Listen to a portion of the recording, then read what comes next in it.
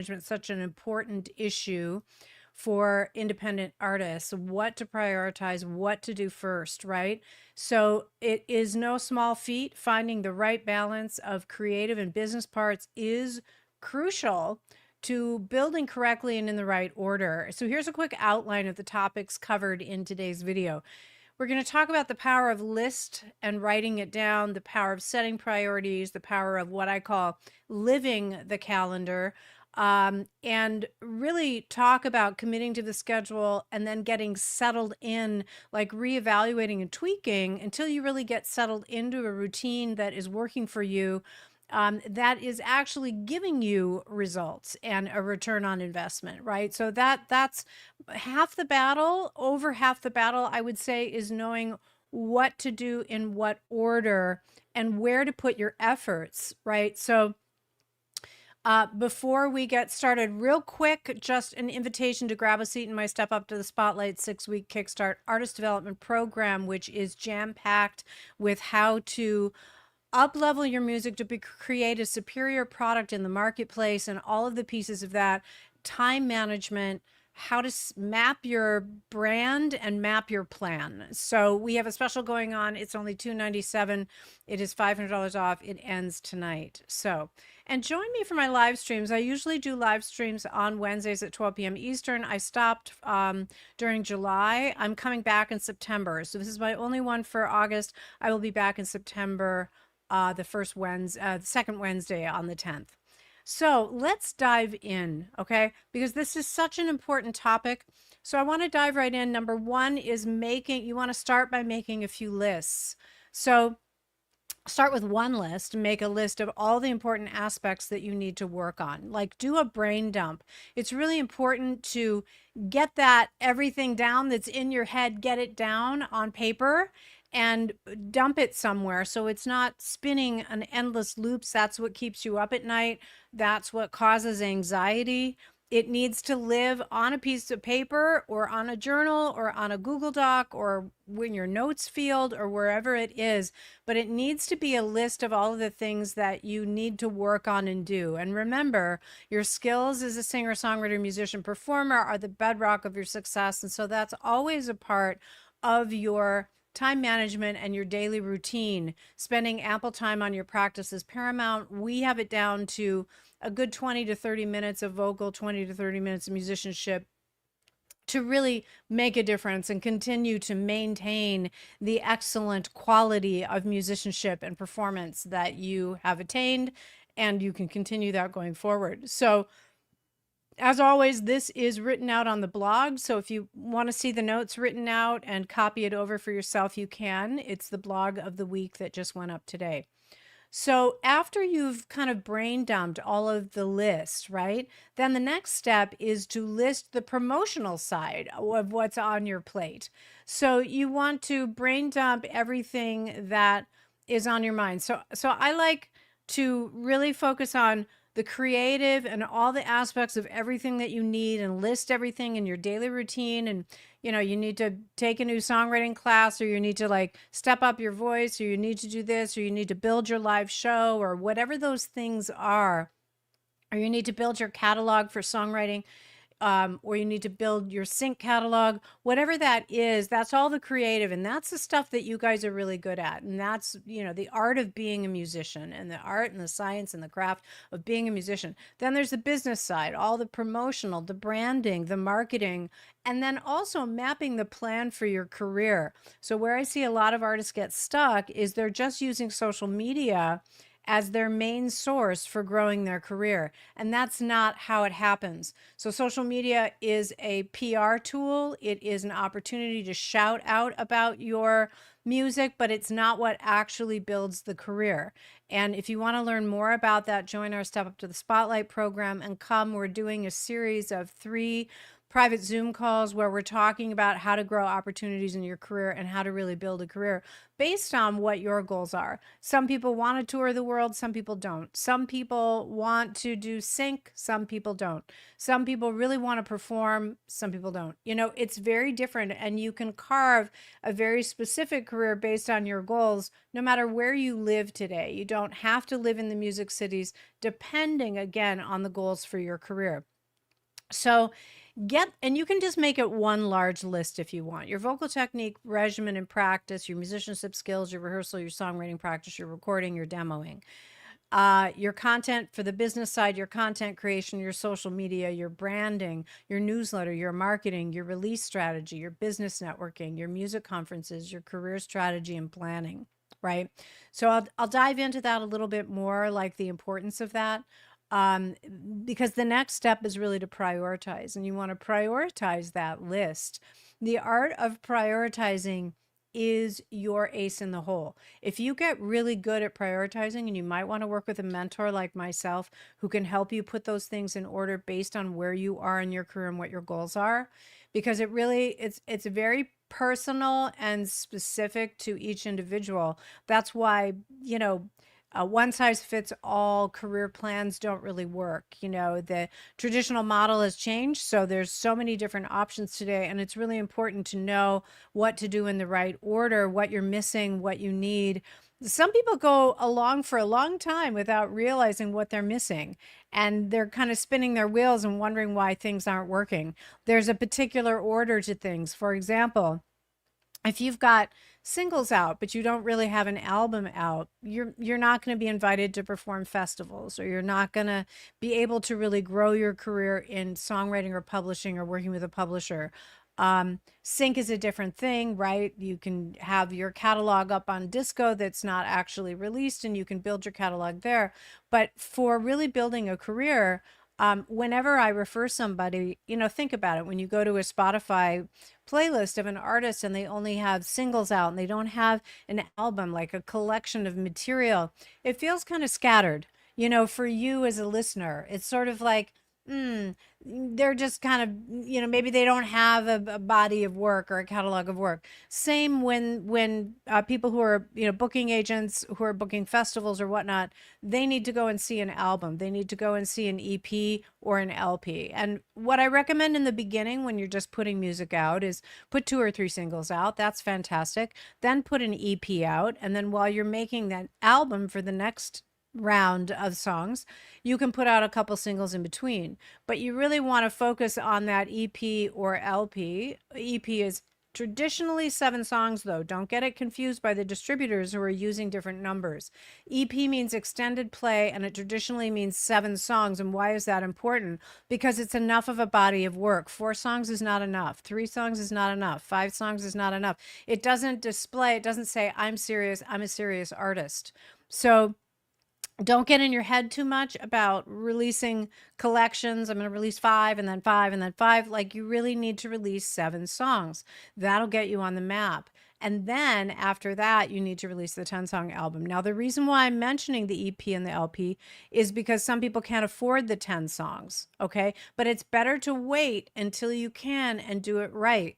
Otherwise, you're going to shoot yourself in the foot a bit and wonder why things aren't happening. So that's an example of how, certain things that you might not realize are shooting you in the foot, that are holding you back in your career without your knowledge or understanding, right? And then the other piece I will say about putting music out is if you want to put out demos, if you're just starting out or you want to get feedback, put them up on SoundCloud and put the name of the song -demo. And that's a way of, sharing material with producers, with other people in the industry, getting feedback on your work. And then you're also sharing it, but you're not putting it on Spotify. And that's a really good way to get feedback on your material. When you're ready for streaming, you want to make sure that it's broadcast quality, and you want to make sure that those songs and those productions and that collection are picked over. I always say to artists, you really should write 2 to 3 times what you need and pick the cherries. And this is what big artists do. This is not me just making this up. This is but we have used this and tested this at my label and at my company, and we see it working. So we see the streams increasing for artists when the records are more curated. I think there is such a rush to release that anyway, let me get back to time management, but there's such a rush to release that sometimes we leave things on our record that we should have picked over more. Okay. So we're in the number 2, which is prioritizing your lists. And a lot of it also has to do with where you are. Like, it's important to understand, I call it the 4 seasons of an artist, what season you're in. Are you in the gathering season when writing is not flowing and you're gathering information for your next project? Are you in the writing season? If so, stop and write. Are you in the recording season where you're making your album, or are you in the promoting season? So don't try to be in the writing season when you're in the promoting season, and don't try to be in the writing season when you're in the gathering season, or don't try to be in the promoting season when you're in the writing or recording season, because it will steal the energy away from your focus. And focus is a very important word to use, because in order to be successful in any category of your career that you're working on, you want to be able to take the deep dive. And that's where social media kind of does us a disservice, because it's 24/7. It's on all the time, and that opportunity is there for us to grow and to expand our followers, and we just feel FOMO. We feel this fear of missing out if we're not always on. But it's important to understand the season you're in so that you can prioritize correctly. Otherwise, you will splatter trying to do everything and doing nothing well. Does that make sense? So during the season when you're writing or recording, keep your social media at a minimum, posting 3 times a week, and that's it. Don't try to do more than that. And stop yourself from hopping on these trends that sound exciting, right? And stay focused on what you're doing, because you want to make a superior product in the marketplace. That's the only way to stand out in the industry. And you need all the focus that you can get, because if you don't focus, you don't take the deep dive, and then you don't get to those more interesting moments in creating your music, right? That are important, that help you to stand out.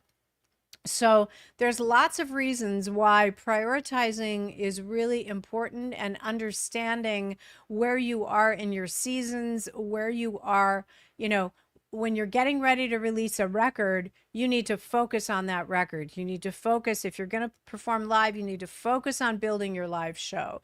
If you're not doing that, or building your social media campaign, or building your PR, or reaching out to press, or going to music conferences, meeting people in the industry, this is time for promoting. You have this album, you need to get out there and promote it. And share it with the world, right? And if you go too quickly to the next season, or because you're worried about not having enough material, that's why always writing 2 to 3 times what you need. You have a backlog of material, so you could work on a couple singles that aren't going to take a huge amount of time for writing and recording, because you've already written them. And the recording can kind of move along without pulling you away completely, because you've already developed a sound by having the EP or the record out, if that makes sense. Trying to give examples to help you. Once you have written everything out and done your brain dump and done your list and started to prioritize what is the most important now, and keep in mind, when you're prioritizing what is most important now, put those other ideas in the future. Put those I'm going to circle back in 3 months. I'm going to circle back in 4 or 5 months and look at these things. So you're collecting ideas for maybe the new album, or the next album, or the next, part of your career. So you're not losing them, and they're not building up, looping around in your head. You're putting them somewhere in a list for future, right? And you're understanding that, well, I'm in phase 1 right now. I need to focus in phase 1. This is another thing I do in business that really helps.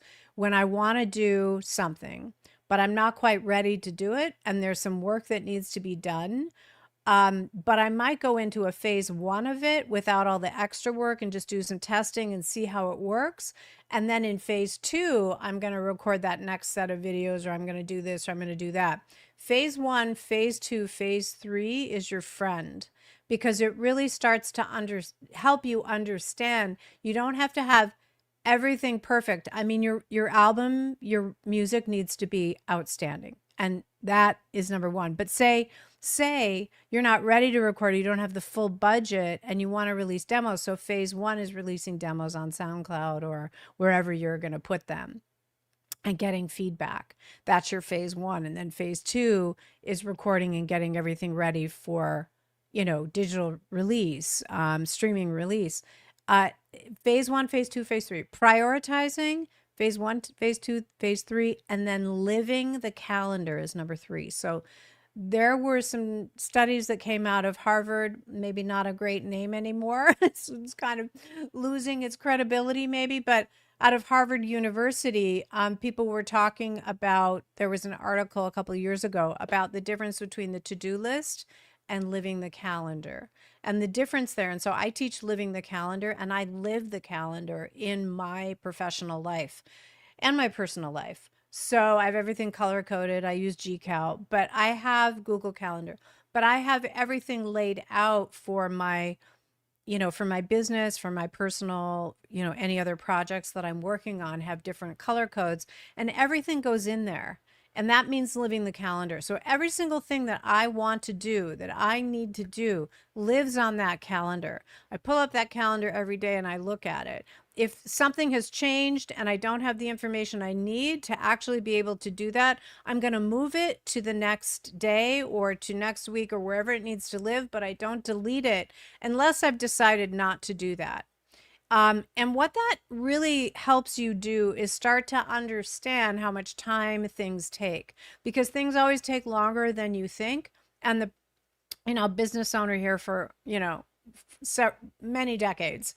It took me a long time to appreciate and understand when I want to do something, the enormous amount of work that it takes for me to actually implement that. All of the planning work, the preparing work, the implementation, the tweaking and checking and testing, and all of those pieces in order to be successful at it, right?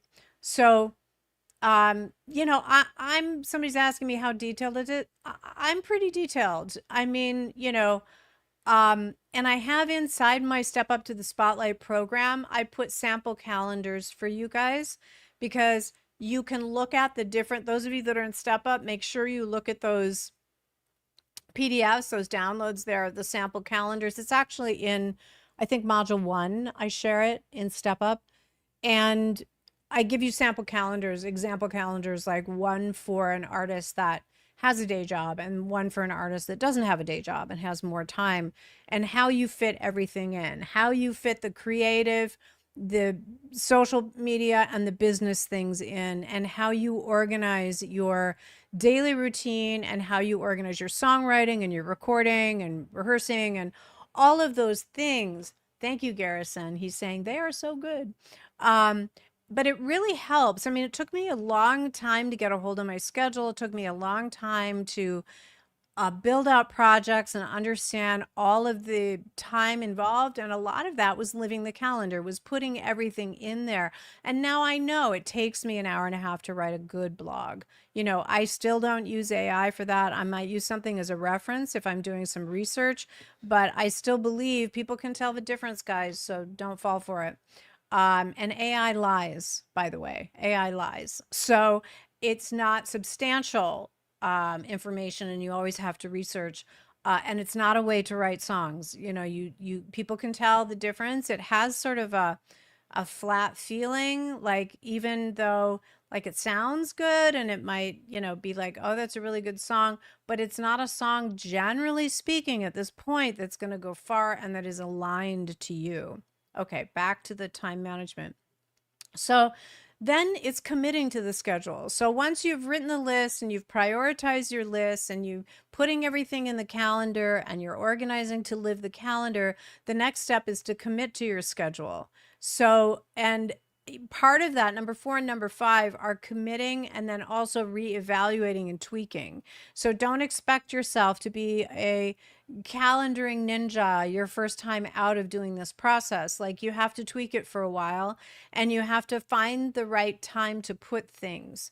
That's really important. So you might slate it for yourself, but you just find, I'm not doing that on my lunch break, or, oh, I'm not doing that in the morning like I had planned. And then you go into this cycle of beating yourself up, which, by the way, don't do. Don't ever beat yourself up, because when you do that, you are trapped in the program.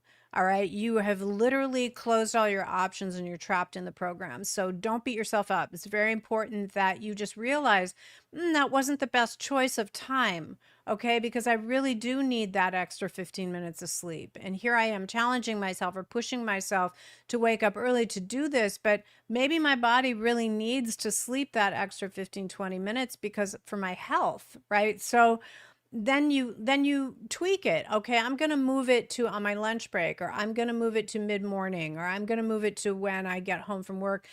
Try those and see how it works. Like, the trick is to find the right time to put things. Okay. You might be better at doing your vocal or music practice in the morning before work, or you might be better doing it first thing when you get home. It all depends on your energy and your flow of energy. Some people are more morning people, some people are more evening people. So, but I do like to get generally either working out or kind of the more mundane tasks like vocal technique practice, more at the beginning of the day or mid morning or something like that, more towards the top of the day. So it's out of the way for the rest of the day. And then later in the day, midday, you can concentrate on socials. Later in the day, you're concentrating on songwriting and performing, and fitting in business and promotion is needed, you know. So I have over on the blog, I have a short recommendation of what's daily, what's weekly, and what's monthly, and what's annually. So you might want to check that out. And then I also have, inside Step Up, those sample schedules you might want to take advantage of. We have $500 off right now. It is our promo price that we sell it at occasionally, and it's on sale. And if you really want to come and work with me and join our private Zooms in our community, you guys do not hesitate. It's a very affordable price to be able. We're not going to stay at these prices long. We're doing a lot of Facebook advertising in the coming fall through the rest of the year, and we have a great team, and so we're going gangbusters. But right now, we're keeping these. We're keeping the Step Up to the Spotlight program and Vocal Freedom Circle, these evergreens. We're keeping them at a very low price, and payment plans that are very low for you to be able to get in here, so it's not holding musicians back. My personal mission is to make sure that musicians have what they need and they're getting the coaching and the direction that they need so that they can really excel and they can step into the dream. And that is the mission, period. You know, I did it as a musician. I almost gave up and walked away. And somehow by magic, and part of it is my dedication, and I just don't give up on things. But I had walked away, and then this opportunity came, but thank God I was ready because I had done the work. So it's really important to know when you're doing the work, you are building assets, you are building your career. And what an incredible career to be able to do music. And now is the time, because we need artists at the forefront, because the renaissance and the revolution of art and music is about to hit us. It's already starting. You want to be ahead of the curve. We need artists in the world. The time is now. Okay. And I will share the link over on YouTube, but you can also find it in our link tree for our Step Up to the Spotlight program, so that you can come and join in on this conversation and be one of those artists that actually takes off in the new world in the coming time. So I'm going to put it over here on YouTube because I can post a link, and then on Instagram, go and look at the link in bio. It's right at the top or the second one down, and just click it and come and join us. You know, for like $50 or something for your payment plan, you can be a part of this. And our first session of the new next run, we do these series of artist breakthrough sessions where you're live with me, and our next one is next week. So come and join us. And does anybody have any questions before we go? Thank you, Rex. He's giving me a little shout out over there. Thank you, Laura. It's so sweet. It's so lovely to have you here. Amen. Amen. Anybody have any questions before I go? I'll give you a moment to get them in the chat. You know, music is everything. I mean, it's so important for musicians to be focused right now on their craft. It's so important for you to up level your craft and really step into, let yourself be immersed in the process of making music where you are going over all of the details. I hear so many things released, so many, so many songs released on Spotify that, oh my God, the vocals, weren't mixed correctly or didn't have the right chain, or there wasn't any vocal arranging and you could have really hit that high note there and it would have really made the whole song, like vocal arranging things. Or I hear things in production, that kind of thing. And that's why I always say, when you're wanting to get feedback, always work with professionals and get feedback, because there are things that you're going to miss. Like, it's impossible to be objective of your own work, no matter how much you love it. I've been through that process as an artist myself. I understand it. And I've produced many records, and it's not what I want to do for my life, is produce, but I'm, fully schooled musician. I understand music quite deeply and have done a lot of A&R work in really helping people up level their albums. And after they work with me, they step into their careers. I mean, things happen, they get signed, Rainsford got signed at Sundance. I actually was playing for her at that time. We'd written a 22 song catalog, but we really tweak everything. Chris Desai got signed to management right after we did all of our branding. We did A&R on his record, worked on his voice, did A&R, and really did branding and marketing and getting the message to really match. So if you're really serious about your music and you really need help, come and join our Step Up community. That is the first step. It's affordable, and you can get my eyes and ears on your music, and in a very helpful way. Like, my critiques are not there. I never critique something that I can't fix or that I can't show you how to fix, and then I show you how to fix it. So that you can, I always believe, teach a man to fish. Don't give him the fish, don't give him the fish, teach him how to fish, so that he knows how to do it, so that you know why I'm thinking the way I am and what the results of that change or that tweak is actually going to make in your music. So thank you so much. Well, thank you for joining me today, everybody. I'm not going to be live for the next 3 weeks, I think, because I'm on break. And then I come back on September 10th. And you can always watch the archives over on YouTube.